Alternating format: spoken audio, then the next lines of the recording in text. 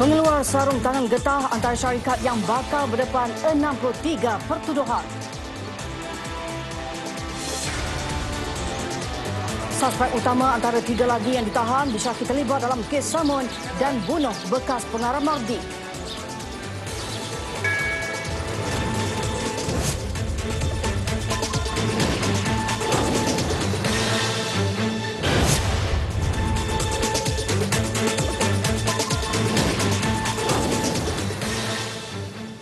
Assalamualaikum dan salam sejahtera. Top Glove Corporation berhad akan dihadap ke mahkamah dalam masa terdekat kerana melanggar Akta Standard Minimum Perumahan, Penginapan dan Kemudahan Pekerja 1990 atau Akta 446. Syarikat terbabit termasuk beberapa syarikat lain bakal berdepan 63 pertuduhan setelah 21 kertas siasatan dibuka. Ketua Pengarah Jabatan Tenaga Kerja Semenanjung Malaysia JTKSM Asri Abdul Rahman berkata, operasi penguasaan dilakukan serentak pada 26 November lalu terhadap 6 kumpulan syarikat Top Glove di 5 negeri iaitu Perak, Kedah, Kelantan, Negeri Sembilan dan Johor. Tindakan itu dilakukan ekoran penularan wabak COVID-19 dalam kluster teratai membabitkan sebuah kilang milik Top Glove di Meru Klang. Hasil siasatan menyeluruh ke atas penginapan dan asrama pekerja mendapati majikan tidak mematuhi Akta 446. Kesalahan tersebut termasuklah gagal memohon pengakuan penginapan daripada Ketua Pengarah Jabatan Tenaga Kerja, asrama yang padat, tidak selesa dan tiada ruang peraudaraan yang sesuai, tiada ruang rehat dan juga tiada ruang dapur yang disediakan, dan yang sebenarnya tiada perakuan menduduki bangunan ataupun CCC ataupun CF. 19 kertas siasatan dibuka terhadap 6 kumpulan syarikat terbabit. Sebab kesalahan, majikan boleh didenda sehingga RM50,000 bagi setiap kesalahan dan hukuman penjara. Adalah untuk memfokus kepada isu pengakuan. Sementara itu, hanya 665 daripada 54,000 majikan dan penyedia penginapan berpusat seluruh negara memohon perakuan penginapan selaras dengan pindaan Akta 446 yang mula dikuatkuasakan sejak September lalu. JTKSM menyeru majikan segera berbuat demikian sebelum tindakan diambil. Kita tak nak penginapan yang disediakan kepada pekerja, sama ada pekerja tempatan ataupun pekerja asing, menjadi tempat atau punca merebaknya penyakit, terutama sekarang ni kalau disabitkan dengan COVID-19. Dan yang kedua yang kita juga sedang hadapi, yang mana setengah-setengah sektor ataupun subsektor telah disabitkan dengan penggunaan buruh paksa, yang antara elemen ataupun indikator buruh paksa yang dinyatakan adalah kegagalan pihak majikan menyediakan tempat tinggal yang sesuai ataupun tempat tinggal yang padat juga boleh disabitkan. Pihaknya mensasarkan ke semua majikan untuk mendapat perakuan penginapan menjelang akhir tahun depan. Dalam perkembangan sama, kira-kira 7,200 syarikat atau 30% daripada 24,000 syarikat yang telah diperiksa sepanjang tahun ini patuh kepada Akta 446. Kementerian Sumber Manusia tidak akan berkompromi dengan perkara ketidakpatuhan majikan terhadap akta itu. Seorang suspek utama antara 3 lagi ditahan kerana disyaki terlibat dalam kes samun dan bunuh bekas pengarah bahagian teknologi maklumat Mardi Dr. Wan Hassan Wan Embong 2 hari lepas. Kesemua mereka ditahan dalam beberapa serbuan di Jalan Genting Klang dan Jalan Air Panas di Kuala Lumpur dan Jalan Rincing Semenyih Selangor awal pagi tadi. Membuat pengakuan untuk pengakuan yang paling jelas adalah tangkapan yang ketiga tadi, yang mana kita percaya bahawa pengakuan tersebut adalah pengakuan yang benar dan dialah orang yang telah menetap mangsa bagi kes di bangsa. Polis masih mengesan seorang lagi suspek lelaki dikenali sebagai T. Sugu 27 yang disyaki turut terbabit dalam kes itu. Semalam, polis mengesahkan 10 individu ditahan menjadikan jumlah keseluruhan suspek kini seramai 13 orang. Dr. Wan Hassan, 71, maut akibat ditetak dalam kejadian samun di rumahnya, manakala isterinya Sharifah Yusof, 70, cedera di tangan kanan. Reman 3 warga Thailand yang disyaki terlibat dalam kes tembak 2 anggota pasukan Gerakan Am PGA dilanjutkan seminggu lagi hingga 8 Disember depan. Perintah lanjutan reman itu dikeluarkan Timbalan Pendaftar Mahkamah Tinggi Kangar Siti Nurhasliza Mat Ali. Ketiga-tiga lelaki berusia 34, 35 dan 38 tahun dibawa ke mahkamah dengan diiringi pegawai polis pada jam 9.05 pagi. Urusan permohonan lanjutan reman selesai 5 minit kemudian. Kertas siasatan dibuka mengikut Seksyen 302-307 Kanun Kesaan. Setakat ini 22 tangkapan melibatkan 4 warga Thailand termasuk dalang utama penyeludupan daun ketum dilakukan polis berkait insiden tembakan itu. Dalam kejadian 2.30 pagi Selasa minggu lalu, Sarjan Baharudin Ramli 54 tahun maut manakala rakan setugas Sarjan Nurihan Tari 39 tahun cedera parah. Penceramah selebriti yang ditahan bagi salah laku seks dipercayai menggunakan kedudukannya itu untuk mengajak mangsa keluar bertemunya sebelum melakukan perbuatan terkutuk. Hasil siasatan polis mendapati mangsa akan berkenalan dengan suspek menerusi mesej peribadi DM di Instagram sebelum dipelawa untuk berkenalan dan keluar makan. Pengarah Jabatan Siasatan Jenayah Bukit Aman, Datuk Huzir Muhammad berkata, polis sudah menerima 7 laporan polis terhadap suspek setakat ini. Dan semua mangsa-mangsa ini merupakan follower. So follower dan suspek ini akan mengajak mangsa keluar makan atas pelbagai alasan lah. Sebagai kapasiti dia sebagai da'i dan contohnya sebagai rakan Instagram dan ada juga yang menyatakan untuk urusan perniagaan. Okay? Dan kemudian suspek atas pelbagai alasan membuat helah dan memperdaya dan memerangkap mangsa untuk bawa ke rumahnya. Ya. So di rumahnya lah berlakunya perkara-perkara ataupun perbuatan-perbuatan yang tanpa kerelaan mangsa-mangsa ini. Semua mangsa berusia antara 22 hingga 26 tahun. Polis meminta individu yang pernah menjadi mangsa gangguan seksual dari suspek untuk tampil membuat laporan. Sementara itu, reman ke atas penceramah selebriti itu dilanjutkan 5 hari lagi hingga Ahad. Perintah lanjutan reman yang bermula esok itu dikeluarkan Timbalan Pendaftar di Mahkamah Magistrate Shah Alam siang tadi. Kes disiasat bawah Seksyen 376 Kanun Kesaan kerana merogol, Seksyen 354 Kanun Kesaan kerana mencabut, Seksyen 377C Kanun Kesaan bagi kesalahan seks luar tabi'i dan Seksyen 323 Kanun Kesaan kerana menyebabkan kesederaan. Suspek utama sindiket makau skam Eddie Kana dan Alvin Goh serta 2 anggota polis dikenakan perintah tahanan selama 2 tahun mengikut Akta Pencegahan Jenayah POKA. Menurut Pengarah Jabatan Siasatan Jenayah Bukit Aman, Datuk Huzir Muhammad, kesemua mereka akan ditempatkan di Pusat Pemulihan Khas PPK Simpang Renggam Johor, PPK Pokok Sena di Kedah dan PPK Bentong Pahang. So perintah ini telah dikeluarkan pada 25 hari bulan November dan juga pada 26 hari bulan November. So selain daripada itu, keputusan ke atas Ketua Sindiket Perjudian Calling Center yang kita buat tangkapan baru-baru ini iaitu Cheng Dewei.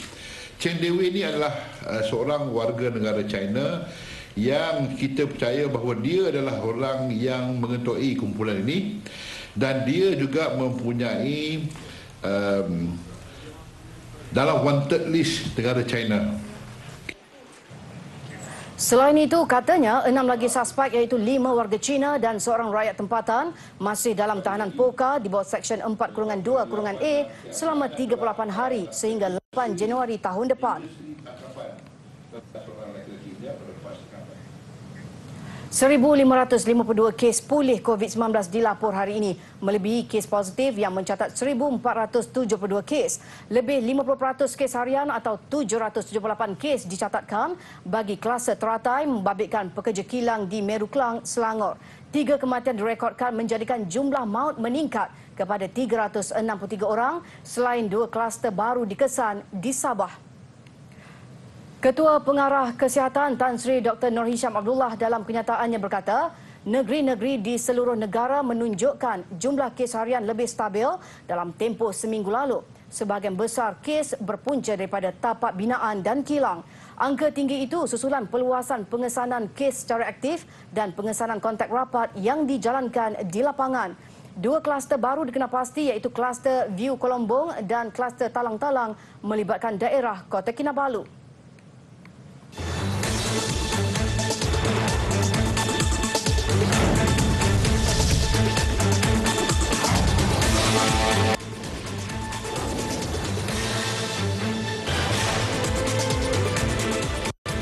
Bertemu kembali. Hujan lebat menyebabkan pekan Sungai Lembing di Kuantan, Pahang dilanda banjir lumpur pagi tadi. Kejadian itu adalah kali kedua berlaku dalam tempoh 2 tahun lepas. Penduduk bimbang kejadian sama akan berulang pada bila-bila masa sahaja kerana kawasan hutan sekitar Sungai Lembing masih rakus digondol pembalak. Kejadian banjir lumpur ini berlaku secara mengejut dan mula disedari penduduk kira-kira jam 6 pagi tadi. Hampir keseluruhan pekan Sungai Lembing yang menjadi destinasi tumpuan pelancong dinaiki air dan lumpur. Selepas banjir surut, hampir semua premis kediaman dan perniagaan dipenuhi kotoran. Kejadian turut menyebabkan barangan penduduk seperti perabot, alatan elektrik dan jualan rosak. Cepat dia naik. Menenggelamkan kira-kira 1 meter air di pekan Sungai Lembing ni. Okey, kalau tengok semua kedai-kedai ni banyak mata benda barang-barang pemilik yang rosak teruklah. Tengok saja kawasan sekeliling ni.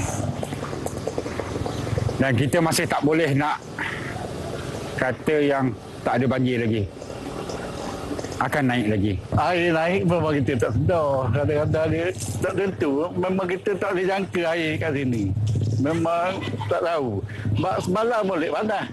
Hari ni pagi-pagi dia bagi. Adalah sekitar ini macam ini ni. Jadi kali berapa jadi? Kedua kali lah. Kali pertama? Kali pertama 2019 November. Ini 1 Desember lah 2020. Lebih rosak barang? Ada. Telur lah, barang-barang ni tengok ada yang rusak ni. Ramai peniaga terjejas dan tidak dapat menjalankan aktiviti harian kerana perlu membersihkan premis masing-masing. Walaupun banjir surut selepas jam 9 pagi tadi, paras air Sungai Lembing masih tinggi. Minat masyarakat untuk bercucuk tanam timbul ketika bermulanya tempoh Perintah Kawalan Pergerakan PKP. Tidak kiralah pokok hiasan, buah-buahan ataupun sayuran, siapa sangka di sebalik hobi tersebut, ia memberi pulangan lumayan buat si peniaga nursery. Laporannya kita bersama wartawan Izzati Rizan dalam segmen Bijak Tani minggu ini.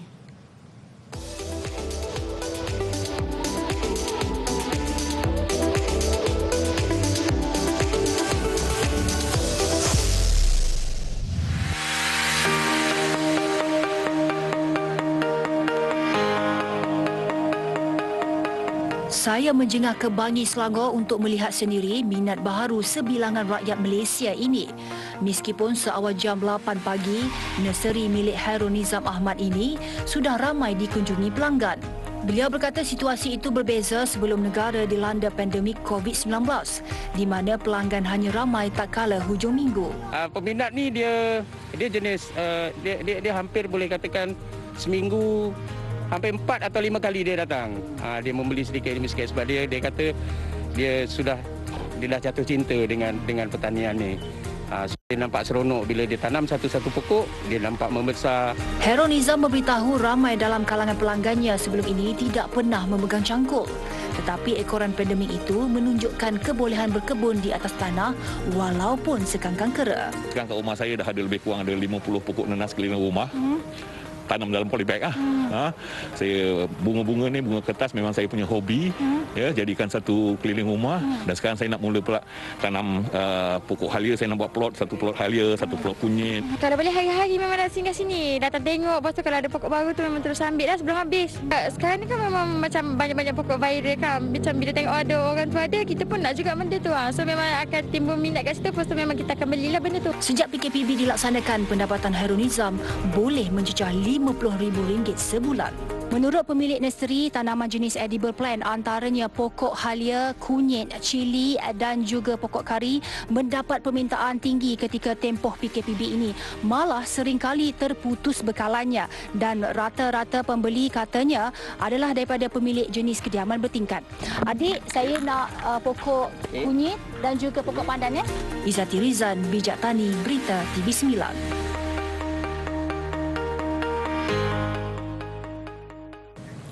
Baik, pengambilan makanan yang berkolesterol tinggi boleh memberi kesan kepada jantung. Ia juga antara faktor yang menyumbang kepada peningkatan angka kematian di kalangan rakyat Malaysia tanpa mengira usia, saiz tubuh badan dan jantina. Menyedari risiko itu, Nestle Omega Plus berharap orang ramai agar lebih aktif dan mengamalkan tabiat pemakanan yang sihat sebagai rutin kesihatan jantung.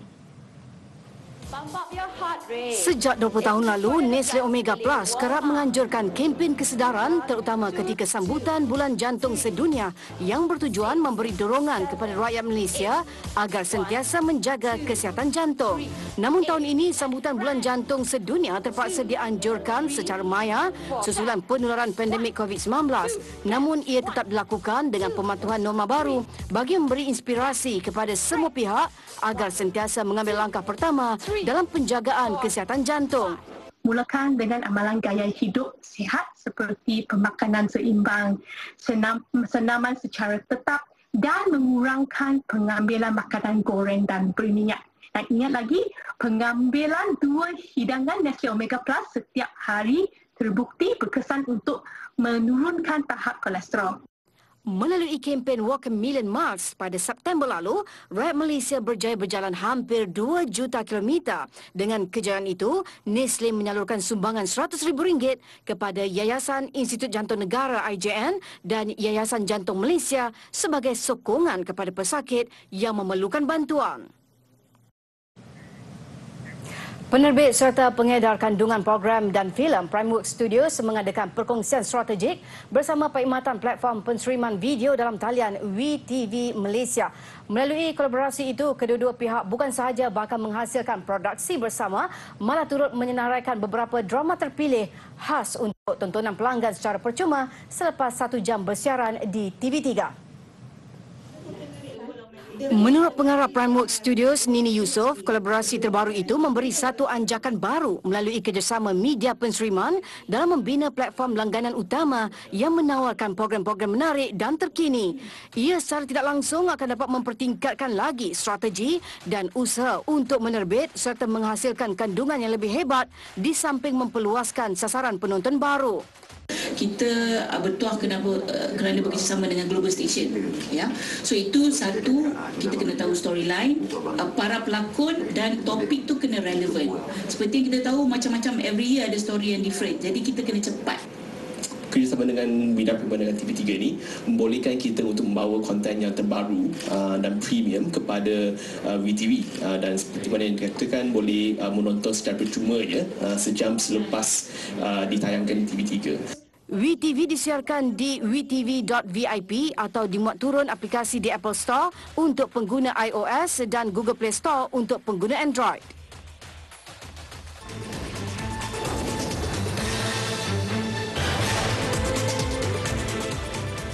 Kita ke laporan antarabangsa. Lapor agensi berita Anadolu yang memetik media Israel berkata, pesawat Israel yang dalam perjalanan ke Emirat Arab Bersatu UAE dilaporkan dibenar melintasi ruang udara Arab Saudi meskipun kedua-dua negara tidak menjalin hubungan diplomatik. Arab Saudi semalam dilaporkan membenarkan pesawat Israel menggunakan ruang udaranya. Menurut media Israel, pentadbiran Tel Aviv meminta Washington untuk meyakinkan Arab Saudi supaya membenarkan penggunaan ruang udaranya.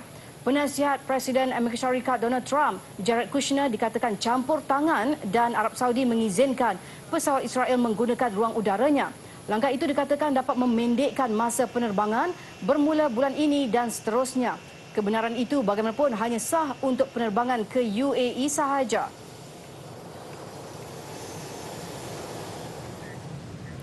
Agensi Perkhidmatan Imigresen Jepun dijangka membenarkan warga asing tanpa visa pekerja untuk mendapatkan pekerjaan sambilan jika mereka menghadapi kesukaran untuk kembali ke negara asal disebabkan pandemik COVID-19. Menurut agensi berita Jepun, Jiji Press, agensi itu akan mula menerima permohonan pada hari ini di pusat imigresen di seluruh negara. Warga asing dibenarkan bekerja sambilan sehingga 28 jam seminggu sekiranya memenuhi syarat-syarat ditetapkan seperti gagal mendapatkan penerbangan pulang ke negara asal dan sokongan kewangan yang tidak mencukupi daripada keluarga.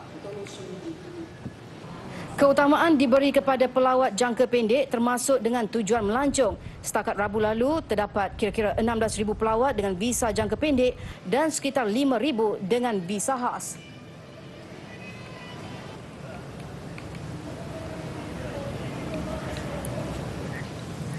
Gubernur Jakarta dan timbalannya dilapor dijangkiti COVID-19 ketika provinsi itu terus mencatatkan peningkatan kes positif yang semakin membimbangkan. Anies Baswedan dalam satu kenyataan hari ini memaklumkan ujian calitan yang dilakukannya semalam menunjukkan beliau positif selepas 2 hari timbalannya Ahmad Riza Patria disahkan dijangkiti virus itu. Berdasarkan data yang disiarkan di laman Twitter rasmi Badan Nasional Pengurusan Bencana Indonesia semalam, Jakarta menjadi provinsi yang mencatatkan kes positif keseluruhan tertinggi di Republik itu dengan 136,861 kes. Sebanyak 1,099 kes baru direkodkan dalam tempoh 24 jam semalam, manakala jumlah kematian keseluruhan di provinsi itu kini mencecah 2,660 kes. Semalam, Indonesia mencatatkan 4,617 kes positif baru, menjadikan kes keseluruhan di Republik itu kini berjumlah 538,883 kes. Penyanyi Britain Rita Ora memohon maaf kerana melanggar perintah berkurung COVID-19 selepas dia menganjurkan parti hari lahir ke-30 bersama beberapa rakannya di sebuah restoran. Menurut Rita, parti di Notting Hill, Barat London pada Sabtu lalu itu adalah satu kesilapan serius. Rita turut berasa malu kerana dia sedar akan petugas barisan hadapan bekerja keras untuk memerangi pandemik COVID-19. Polis London mengesahkan bahawa anggotanya dipanggil ke Notting Hill berkaitan pelanggaran peraturan COVID-19. Rita yang popular dengan lagu seperti Let You Love Me dan How to Be Lonely berkata dia secara sukarela membayar denda akibat kesalahannya itu. Perintah berkurung selama 4 minggu dikuatkuasa di England bagi membendung penularan COVID-19 pada November lalu.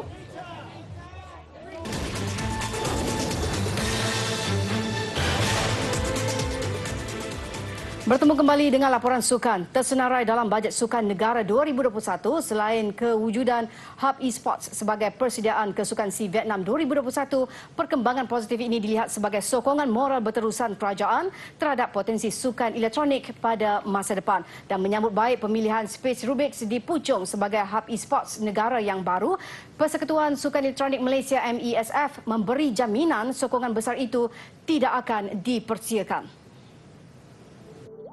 Selepas sukan elektronik memperoleh 15 juta daripada 55 juta keseluruhan bajet program pembangunan sukan 2021, satu lagi berita baik diterima Persekutuan Sukan Elektronik Malaysia MESF daripada KBS. Terletak di lokasi yang sesuai iaitu di Puchong, Selangor, memang tidak dinafikan Space Rubix mampu memberikan aura positif kepada atlet-atlet e-sports negara menerusi kemudahan-kemudahan yang dimiliki. Dan kini lokasi berkenaan sedang menjalani proses naik taraf sebelum ia boleh diguna pakai pasukan e-sports negara. Dijangka siap pada pertengahan tahun hadapan dan ini membolehkan atlet kita untuk melakukan persiapan khusus untuk persiapan di SEA Games di Vietnam, Hanoi yang akan disaksikan sebanyak 6 pingat yang akan dipertandingkan. Jangkaan awal MESF, Vietnam akan memilih permainan Arena of Valor, Free Fire, FIFA Online dan StarCraft 2 selain dua permainan utama Mobile Legends dan Hearthstone. Pada Sukan SEA di Manila, emas sulung negara dalam acara e-sports dirangkul oleh Dr. Yu Weng Kian yang menewaskan wakil Thailand Werit Popan dalam permainan Hearthstone. Sementara dalam permainan Mobile Legends, Malaysia yang diketuai Muhammad Faris Zakaria atau lebih dikenali dengan nama Solus berjaya membawa pulang pingat gangsa. Terus duduk di rumah dengan menonton rancangan menarik yang disajikan dan jangan lupa amalkan penjarakan fizikal selain menggunakan pelitup muka ketika berada di tempat awam.